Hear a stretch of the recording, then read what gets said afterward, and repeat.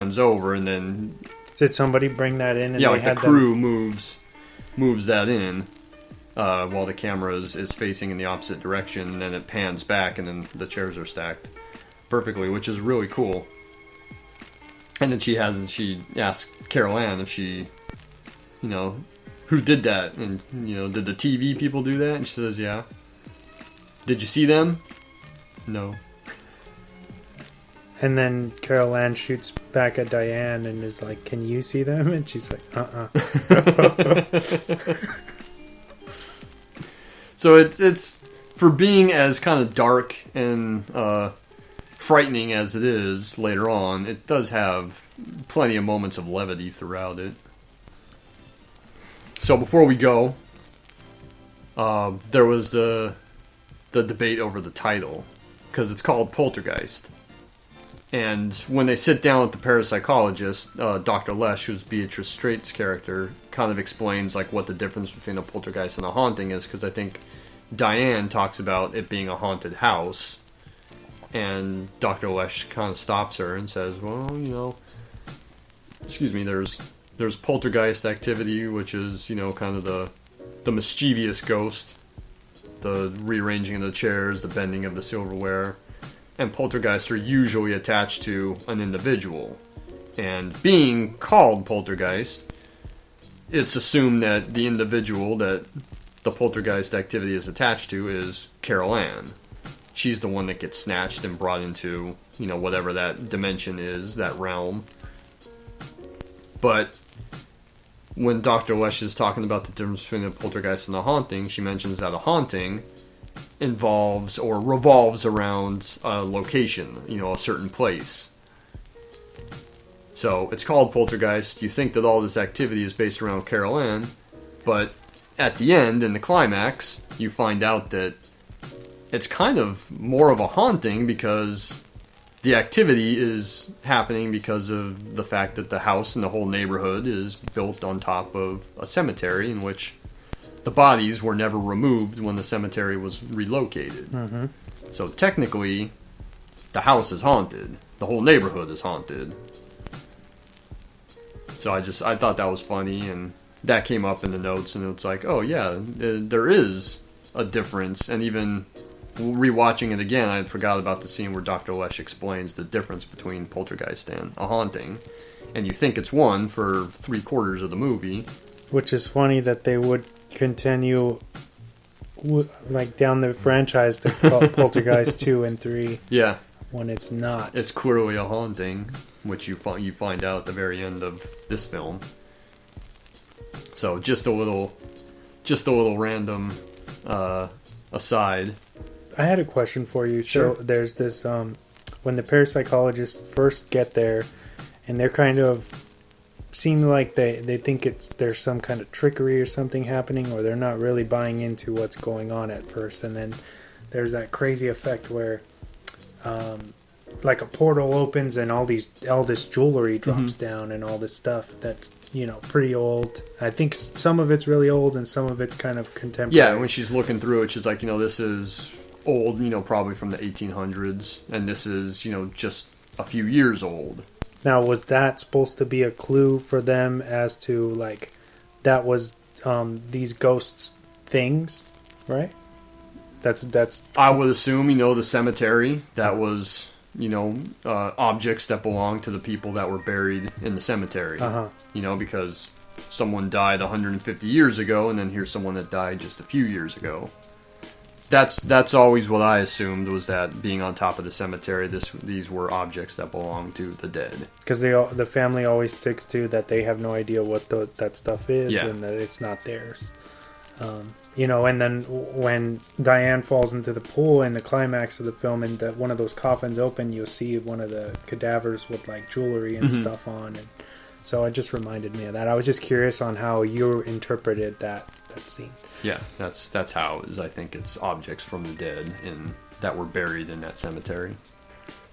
I know what I was going to tell. I was going to text you last night because I don't know if you got the same message, but I'm on like a text thing for Rucking Fountain, Yeah. And literally, as I'm watching the movie last night with Poltergeist the notes, drops. they have Poltergeist T-shirts drop. I saw that shit. I was like, oh, that's too coincidental. I was amazed by that. Because they released that, and I had no idea. Like, when I don't know if you saw the story that I did, like the promotion thing that I put on Instagram. I saw the Poltergeist thing, yeah. That was before I knew Bucking Fountain was doing that. And then a couple of my buddies sent me this, like, oh, right on cue. Exactly. That's exactly how it is. Always with the show. Somehow it's relevant. Especially because it was like a haunting pack. So it's like the first Conjuring, and then they randomly pick out of everything they could have picked. It's the first Poltergeist. Yeah. And then on the T-shirt, like the line is "They're here." Yep. Yep. That was really funny when that happened last night. I almost texted you, but I was like, no. Well, this is good. A good quick anecdote for the show. So check out Poltergeist. I don't know how it would play today. I don't know if people who have never seen it, who are like in the scary movies, would receive it. Hopefully, well. Hey. We're forgetting one big thing is they attempted a remake in 2015. Oh, did you watch it? The remake is so forgettable, right? Especially because they had a great cast, but it was just, I don't know. They tried to do like a great second climax, where like the same way that the first one does, but it just it falls flat. Especially because it's PG-13. And there's just nothing really memorable about it besides that kind of drill scene where like somebody's like drilling into a wall and then it like comes out the other side or whatever. It was that one with that thing was kind of cool, but it's like a couple minutes long. But the movie, and I love Sam Rockwell, but even he couldn't save that. Yeah, you're right. It's got a pretty decent cast, and it's totally wasted for a movie that nobody fucking remembers at all. That was Blumhouse too, right? I think so, yeah. Yeah. I saw somebody who was, I think, hated Halloween Kills, and they changed the Blumhouse logo to Bumhouse. Oh man. Check it out if you haven't seen it. Yeah, watch the OG. Watch the original from '82. It's great. Watch it back to back with E.T. It makes a good double feature. And I know that we've brought this up maybe a couple times on the show. Those two movies come out within a week of each other. 2 weeks later, two other classic, I think more classic now, but definitely had their cult following. Both were box office bombs. Mm-hmm. At the end of June of 1982, both Blade Runner and The Thing open up on the same day. I think like the last weekend of June of 1982. So within 3 weeks, or within the month of June, you have four classic films in the box office. You can go to the theater. You can see if you multiplex. You can go to a multiplex. I don't know how many were around at that point in time, but you can see all four of these movies on the same day if you wanted to. You need a time machine, dude. That'd be awesome. I haven't seen Blade Runner or The Thing in theaters yet. But I got to see Poltergeist, and That's awesome, because I've never seen Poltergeist in the theater, I don't think. I saw it in the Hollywood Cemetery. Oh, awesome, yeah. Which is, pretty much the perfect setting for a movie like that. So that was awesome. It was during the summer a couple years back. Yeah, that's the end of my story. Oh. You've seen the one movie I haven't seen on the big screen, and I've been lucky enough to see E.T. and The Thing and Blade Runner on the screen multiple times. So I'm stoked on that. I wish I could see Poltergeist on the screen. I'll have to keep an eye out. I'm sure they're going to do for, it. you know, a repertory screening somewhere. Maybe at the New Beverly. Yeah, we need to go up there, dude. I haven't been yet. We should. They had good programming, and you sent me that job posting the other day. I wish I lived in Los Angeles. That's the only time you'll ever hear me say this on the air, but I saw that job posting and never wished I lived in LA more than that at that moment in time. We're officially, I guess, out of October, right? Mm-hmm. And I believe it's James's pick, and he wants to talk about, even though I'm kind of nervous about trying to talk about this film, because it's like there's so many characters, like every Guy Ritchie film, but The Gentleman. Oh, okay. So I'd be curious to hear what you guys have to say about that, because you and I have discussed that on this show once or twice, and what my feelings on the movie are. yes. So yeah, I'm curious. So I guess, yeah. Well, as usual, if you're dropping in on this podcast, we are based in San Diego. You can find this show on all major podcast platforms, whether it be Spreaker, Stitcher, Spotify, Apple Podcast, Luminary. I believe we are available on them all. So subscribe to the show.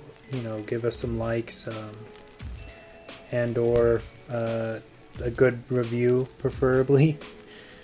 And yeah, thank you guys for listening.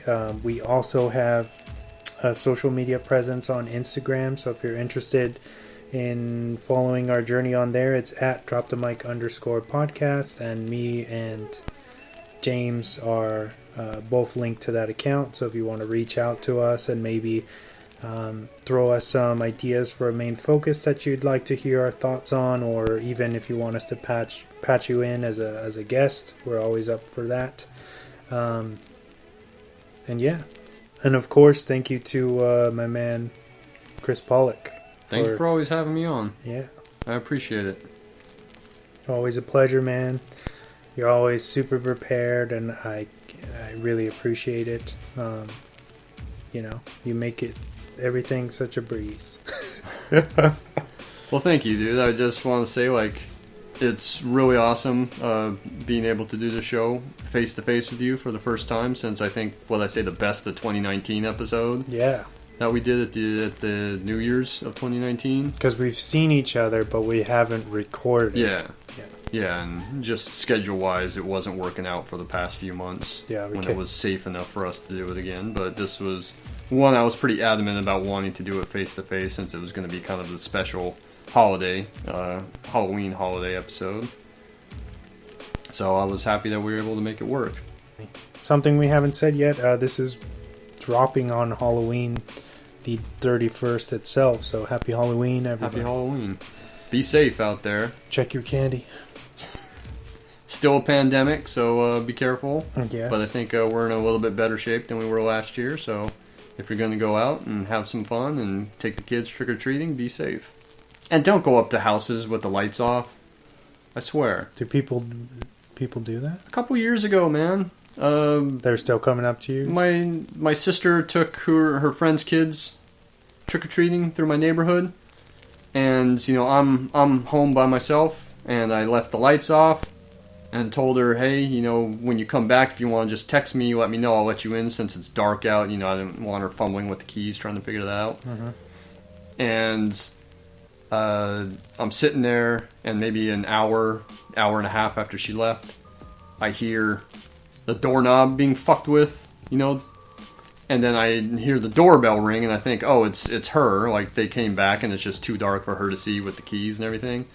So I go to open the door, and it's a mom and her kids, and they're trick-or-treating. And when I open the door, and they say trick-or-treat, and I'm like, sorry, no candy, nothing. You know, I'm terribly sorry. And it's like, oh, well, you should put out a sign that says you don't have any candy. And I'm thinking, well, all the lights are off.